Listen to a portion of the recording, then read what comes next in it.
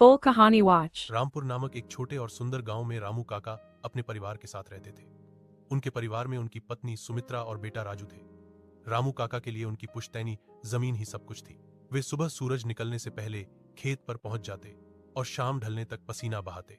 एक साल गांव में भयानक सूखा पड़ा। आसमान से जैसे आग बरस रही थी और धरती प्यास से तप रही थी। फसलें सूखने लगीं और गांव के कई किसान उम्मीद छोड़कर शहर मजदूरी करने जाने लगे। रामू काका भी चिंतित थे, लेकिन उन्होंने हार नहीं मानी।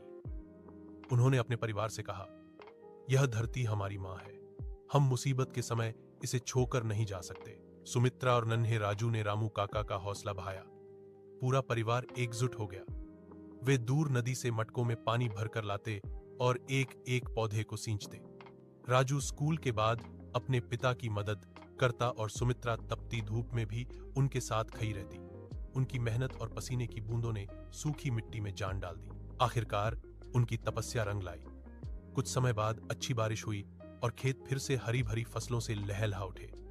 जब फसल कटने का समय आया तो रामू काका के खेत सोने की तरह चमक रहे थे।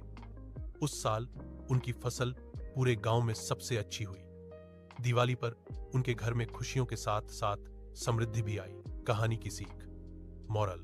इस कहानी से हमें यह सीख मिलती है कि एकता और कड़ी मेहनत से बही मुसीबत को भी हराया जा सकता है। जो परिवार सुख और दुख में एक साथ खड़ा रहता है, वह बंजर धरती से भी सोना उगा सकता है।